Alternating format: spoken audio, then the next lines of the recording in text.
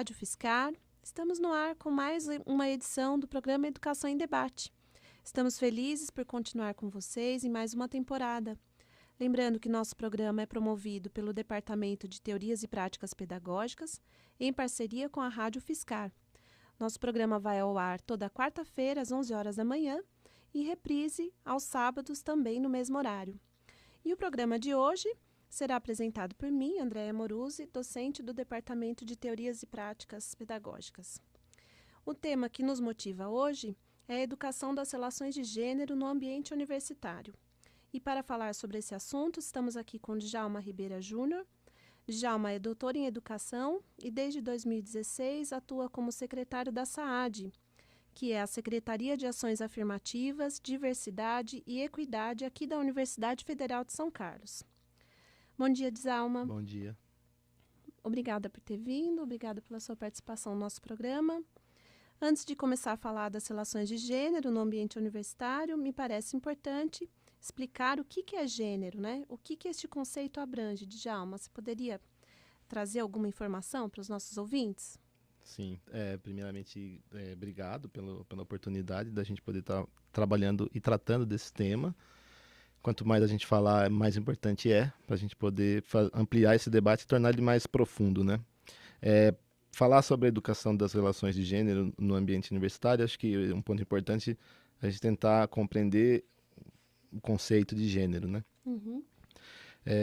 A palavra gênero, enquanto conceito, na literatura a gente vai encontrar que ela surge principalmente do movimento feminista no século XX, quando as mulheres, principalmente nos Estados Unidos, começam a demonstrar para a sociedade que o fato de ser mulher, você só por ser mulher você já é vítima de uma sociedade que tem uma cultura machista. Então, as mulheres, o seu sexo e a sua identidade de gênero, depois a gente pode falar um pouco sobre isso, quando a gente estiver falando sobre o conceito, já te coloca numa situação de oprimida, né? Numa situação de...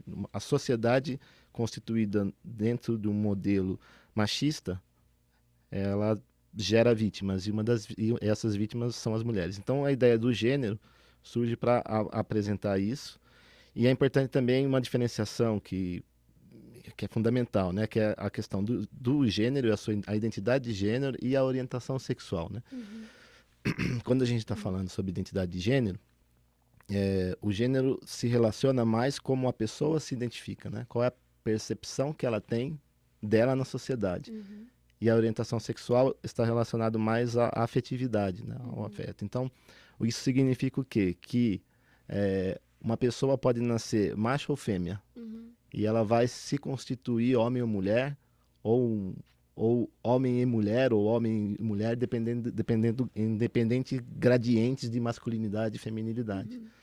Essa percepção é íntima, né? É de cada um dentro da sociedade. Então, a construção de ser homem ou ser mulher, ou a da feminilidade e da masculinidade, ela é uma construção cultural, social, que não é determinada pelo sexo biológico. Certo. Então, isso é muito importante para a gente poder esclarecer. Quando a gente está falando sobre gênero, a gente tem esses dois conceitos fortes, que é a identidade de gênero e a orientação sexual, né? A identidade de gênero é como eu me vejo na sociedade, e a orientação sexual é para onde é canalizada as minhas emoções, né? A minha afetividade, né? Acho que esses são pontos importantes, né? E nós temos visto aí, professor Djalma, Djalma, algumas mídias trazendo esse tema para a população, né, ultimamente, mostrando personagens transgêneros, transexuais, trazendo também o problema da homofobia. E como você analisa essas vinculações? Você acha que elas causam um impacto positivo? Eu acho que falar sobre o tema é sempre importante. Como você conduz esse debate que vai ser positivo ou negativo. Eu acho que aí tem uma função pedagógica muito importante. É claro que quando a TV Globo está falando sobre o tema e de uma forma distorcida ou equivocada, ou estereotipando em cima desse tema, ela tem muito mais poder do que o nosso programa aqui, do que a gente pode fazer. Sim. Mas eu acredito que o fato de estar sendo jogado para a sociedade na TV Globo, a gente não precisa concordar, mas pode aproveitar o mote para a gente aprofundar a discussão temática, né? Falar sobre tudo isso que a gente falou. Então, e tentar também ouvir as pessoas, né? Então, a gente conhece pessoas de diferentes identidades de gênero. Podemos conversar com elas, né? Podemos, eu acho que o grande perigo, talvez, é acreditar naquilo que a televisão está colocando de uma forma dogmática. Isso é muito perigoso, mas acho que o que ela está colocando tem um potencial de debate e que a gente pode trazer as pessoas para conversar com as pessoas transexuais, com as pessoas travestis. São pessoas que podem muito nos ajudar a compreender essa diversidade de gênero, todos os problemas que a sociedade brasileira tem em relação a discriminações e preconceitos por conta da sua identidade de gênero, da sua orientação sexual, né? Eu acho que a gente vai falar mais um pouco sobre isso, mas é importante destacar que o Brasil é um dos países que mais assassina, né, transexuais no mundo. É o que mais assassina. E no Brasil, o estado de São Paulo é o que mais assassina. Então, a UFSCar aqui, a gente está basicamente num espaço onde acontecem os maiores assassinatos de pessoas transexuais, simplesmente porque a identidade de gênero dela não é tolerada numa sociedade machista, heteronormativa, né?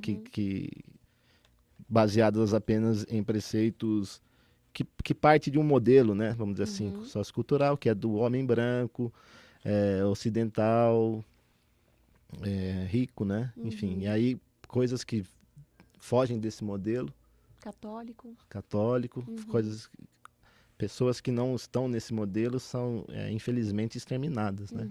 Eu acho que é importante então aproveitar que está sendo falado na mídia para poder aprofundar o tema e não ficar só na superficialidade como a mídia, que eu não vejo que a Globo vai ter o propósito de fazer um debate profundo sobre qualquer coisa, principalmente numa novela. Mas se o tema está dado, acho que cabe a gente, acho que as pessoas, os educadores, as educadoras, aproveitar sabendo que seus alunos, suas alunas estão assistindo, vamos debater esse tema. Sim. Claro que tem aí também uma resistência, porque esses temas estão sendo perseguidos para não serem inseridos na vida escolar, né? Exatamente. Nos currículos. Exatamente. Então, Djalma, vamos pensar um pouco agora no contexto universitário, né? Por que você pensa que é importante discutir esse tema nesse contexto? Bem, eu acho que a primeira coisa é assim, que a universidade não está separada da sociedade. Acho que isso parece algo banal falar assim, mas isso é importante. Então, as tensões que existem na sociedade existem também dentro da universidade e às vezes potencializada, porque a gente está num ambiente, como vamos dizer assim, menos escape. Então a gente está todo mundo aqui, somos em determinados momentos obrigados a conviver, né? Temos que frequentar as mesmas disciplinas, os mesmos espaços. E as tensões que existem na sociedade, nessa que a gente vive, que é machista, que é homofóbica, dados mostram o tanto de pessoas que são assassinadas por sua identidade de gênero ou por sua orientação sexual. E isso está presente na universidade. Então, o primeiro passo é reconhecer que isso existe na universidade, né? Que as tensões que estão na sociedade, elas são trazidas para a universidade. Sim. Reconhecer isso já é um passo importante. Debater e procurar mecanismo dentro da especificidade que tem de uma especificidade que tem a universidade nos seus modos de gestão, seja administrativo ou até acadêmico, como a gente pode contribuir, colaborar para combater dentro da universidade, mas também é importante porque a gente está formando pessoas Exatamente. que vão estar na sociedade, né? Até costumo relembrar uma fala do Tony Reis, que foi presidente da Associação Brasileira de Gays, Lésbicas, Bissexuais e e transexuais do Brasil, na Associação Brasileira, ele dizia, e eu sempre, quando tem oportunidade, eu repito, que uma universidade, ela falha e falha muito quando ela forma excelentes professores e professoras, excelentes engenheiros e engenheiras, mas que vão sair daqui homofóbicos, transfóbicos, lesbofóbicos, racistas.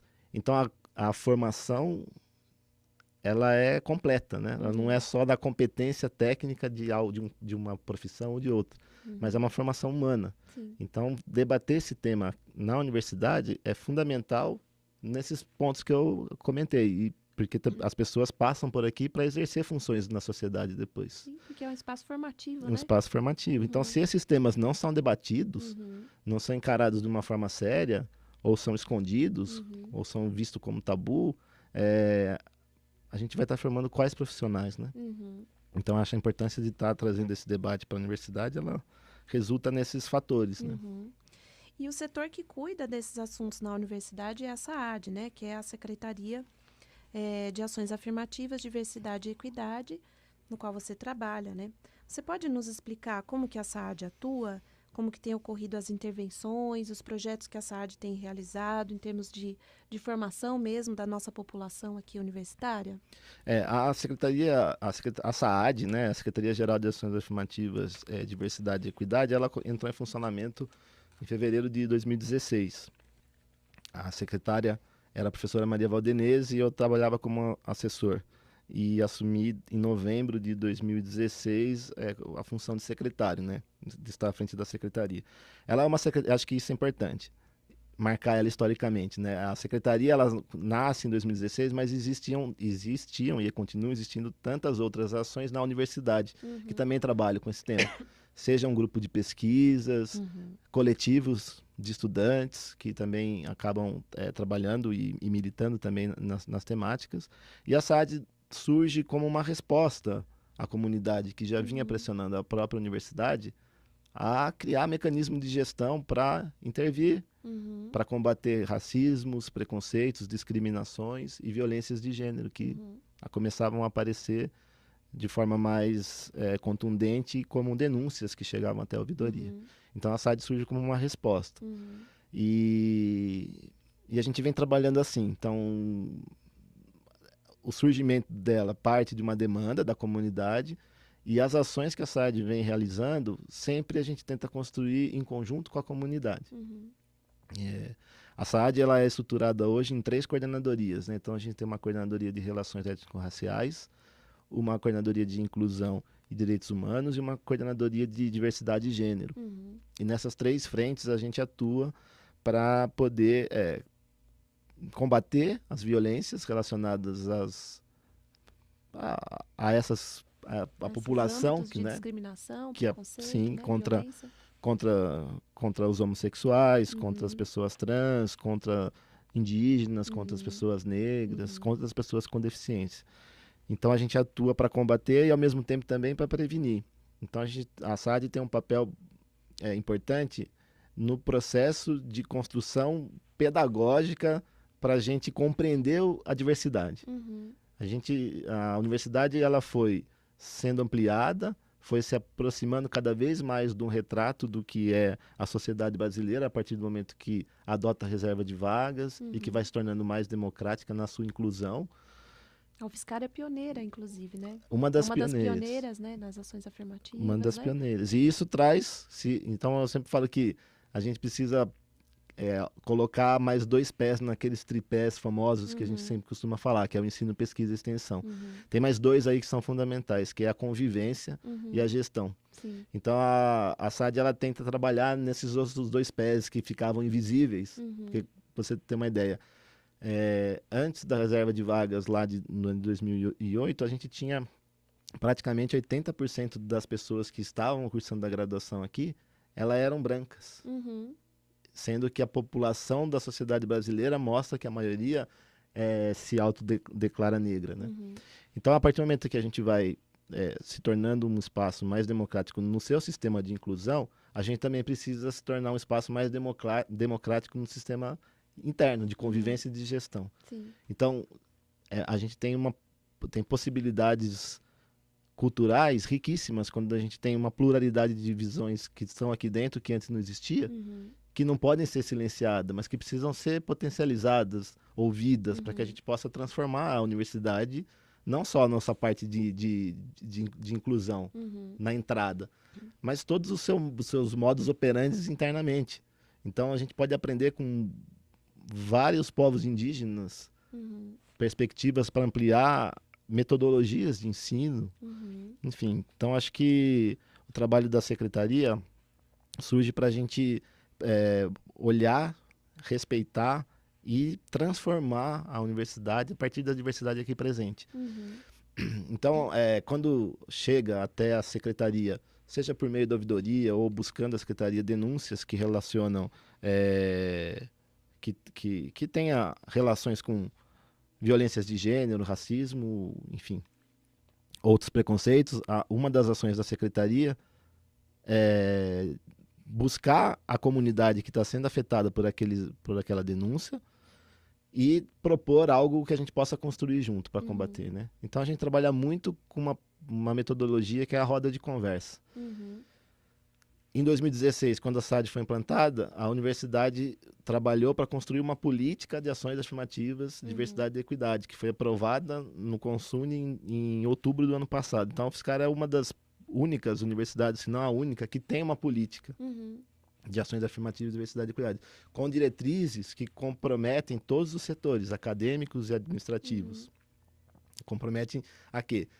A trabalhar constantemente e no seu cotidiano para promover essa diversidade, respeitar essa diversidade e buscar cada vez mais num horizonte, pode ser utópico, mas é importante a gente ter utopia para poder caminhar, relações de equidade, né? Dentro da universidade. E claro, que voltando ao que eu falei, se isso a gente consegue construir na universidade, a gente está formando profissionais que vão lá fora também poder levar esse debate ou essa perspectiva mais plural, né? Do que seja a sociedade, do que seja a construção, do que é conhecimento, do que é ciência. Tudo isso pode ser pluralizado por essa diversidade que aqui tem, né? E, Djalma, você está falando um pouco do trabalho da SAAD. Quando é que os cursos, os departamentos ou centros podem acionar a SAAD para fazer um trabalho em parceria, para trabalhar junto com esses departamentos? Como é que funciona? Sempre. A SAAD pode ser acionada sempre. A gente tenta sempre atender as demandas. Então, Tem um site, um telefone? A gente tem um blog, na verdade, que é o blog.saad.fiscar.br. Lá ficam registradas algumas dessas rodas de conversa que eu comentei aqui.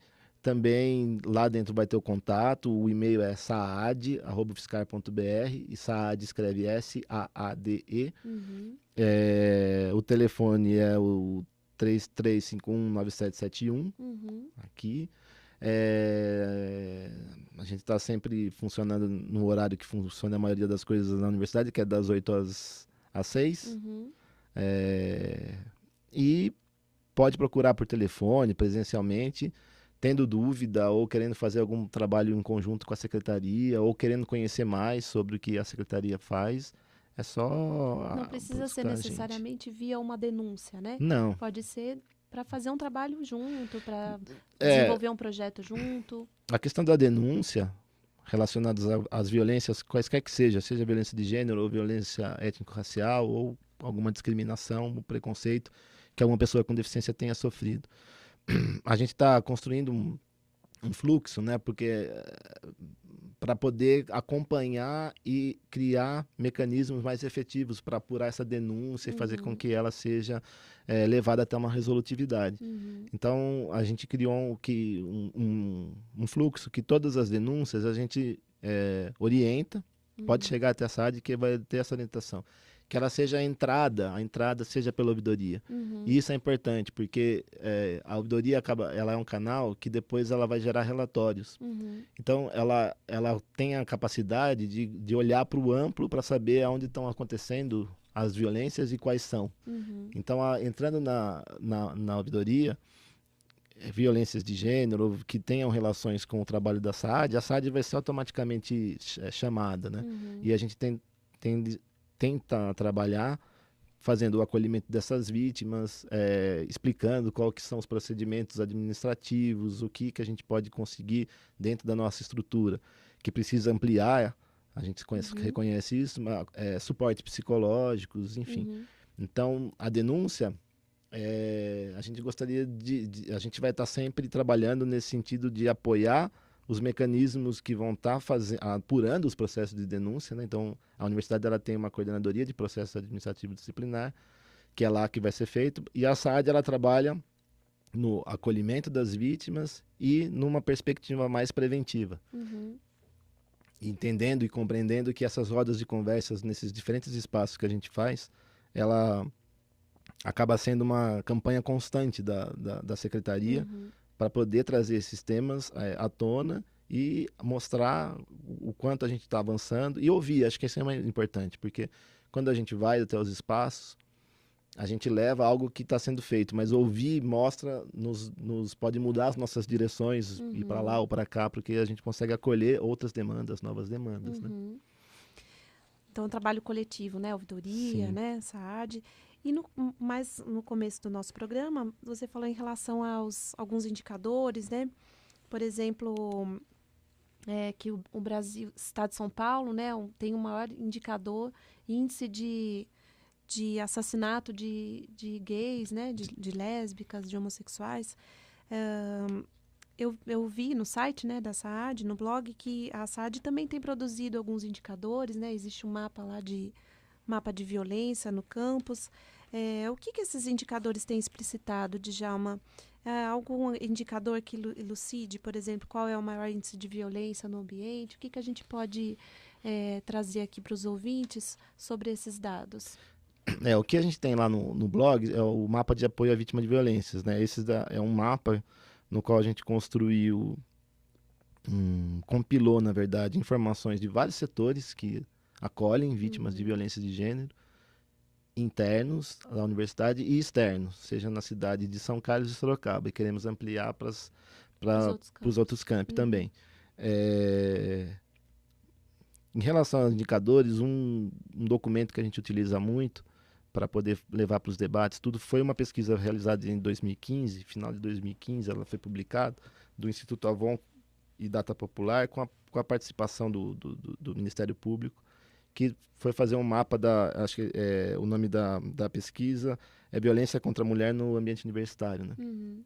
E com esse nome você consegue encontrar essa pesquisa, ela é muito importante e ela tem um jeito de mostrar os dados de uma forma bem didática e acaba sendo alarmante quando no universo de quase 2.000 pessoas entrevistadas, 70% das universitárias já disseram ter sofrido violência.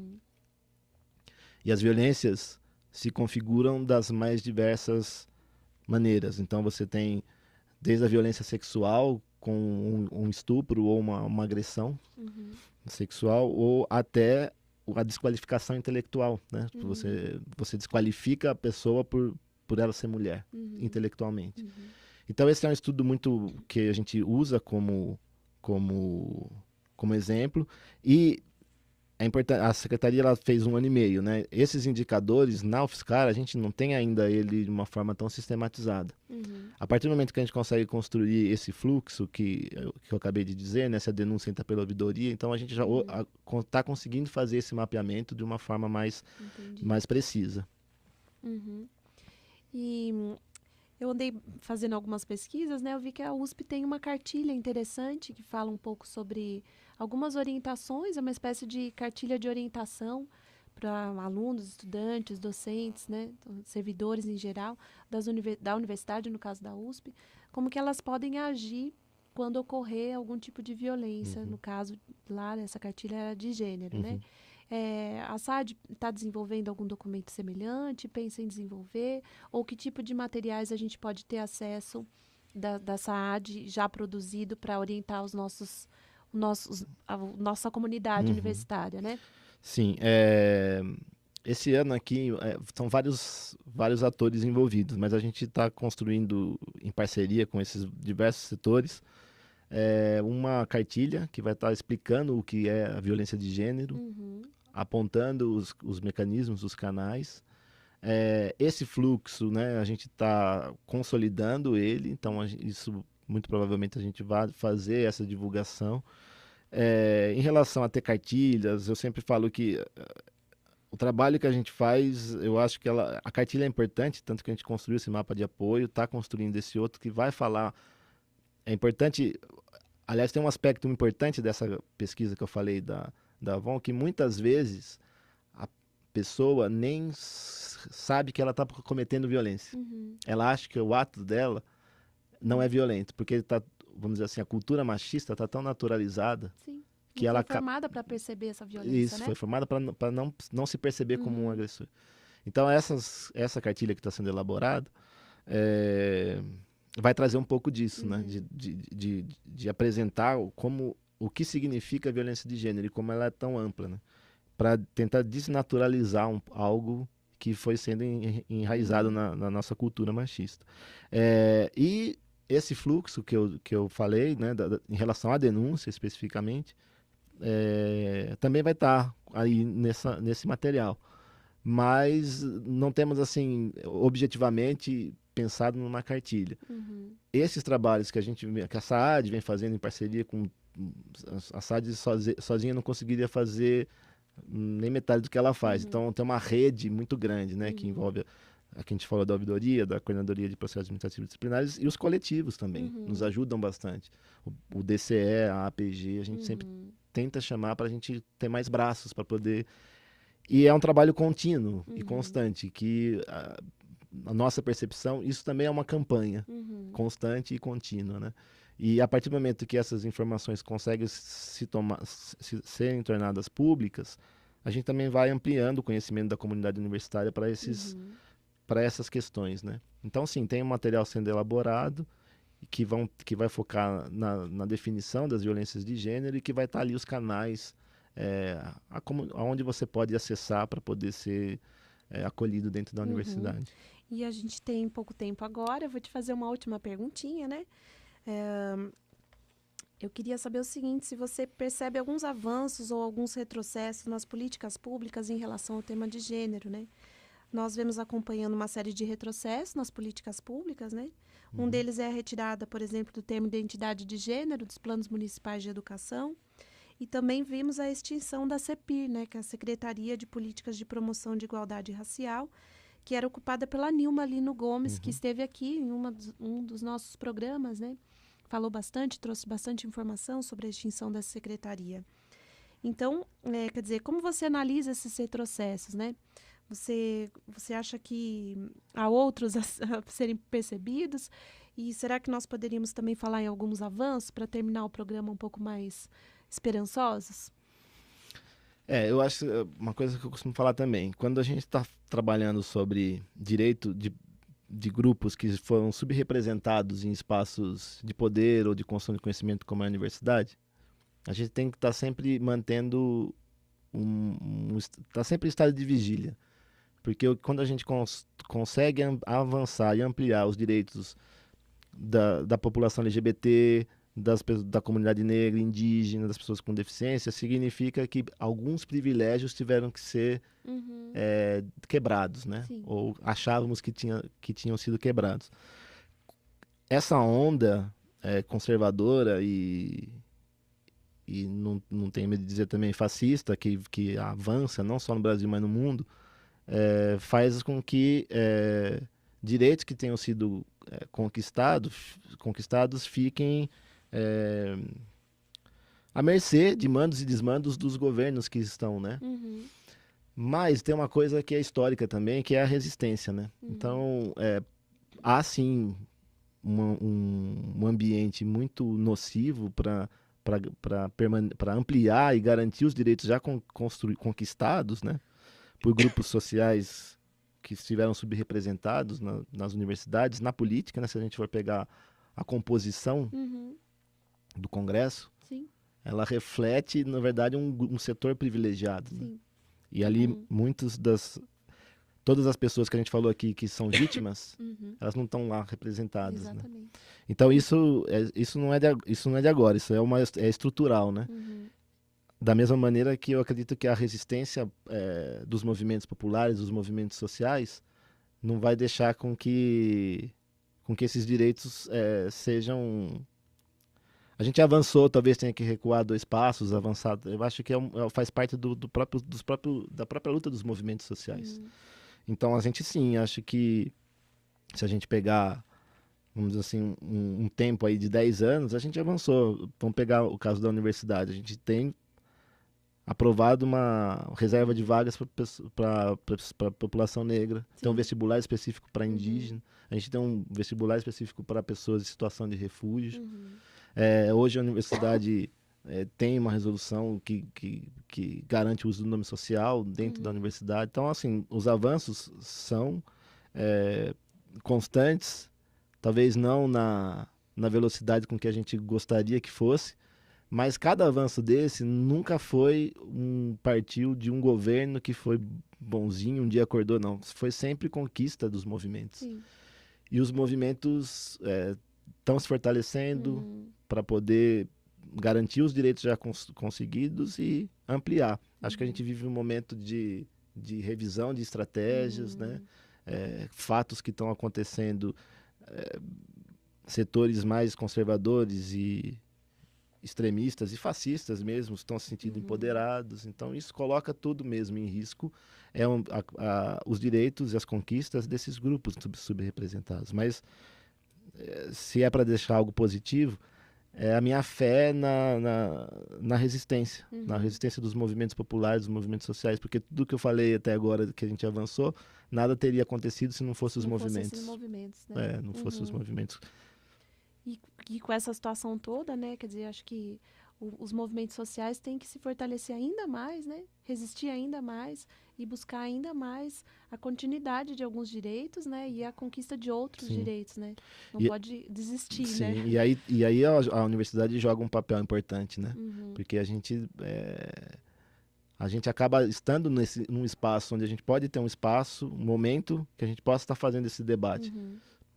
Outros setores da sociedade dificilmente têm um tempo para poder parar e refletir e tentar buscar soluções. A universidade tem. E hoje a gente tem essa pluralidade também dentro da universidade. Então acaba sendo um ambiente que tem um potencial muito grande para se unir a esses movimentos sociais, também na construção do conhecimento, na condução da formação desses profissionais, nos currículos, enfim, acho que a universidade não pode se furtar desse papel de estar junto com os movimentos nesse momento agora que a gente precisa segurar a unha os direitos já conquistados e se resistir para poder ampliar, né? Tá certo. Bom, Djalma, infelizmente, nosso tempo encerrou. Queria agradecer muito a sua participação, trazer todas essas informações, o trabalho interessante, né, muito significativo que a SAAD tem desenvolvido, nos colocar à disposição também para trazer novas informações aos ouvintes. Vamos nos despedir, né? Vou deixar a palavra de despedida para você. Quer se despedir? Trazer mais algum comentário? Tá bom. Não, eu gostaria de reforçar o agradecimento pela oportunidade, dizer que a SAAD está sempre aberta para atender as pessoas, é só nos procurar acessando lá o nosso blog, como eu já tinha falado, né, blog.saad.fiscar.br, você tem mais informações. E é isso, o espírito da secretaria é construir junto, né, e ouvindo as pessoas. E é com essa perspectiva e essa metodologia que a gente vem trabalhando até agora. Muito bem, muito obrigada então, Djalma. Nós vamos encerrando aqui ao nosso programa. Obrigada, ouvintes, pela audiência. Lembrando que nosso programa vai ao ar de quarta-feira, às 11 horas, com reprise aos sábados, às 11 horas também. Muito obrigada, até a próxima semana.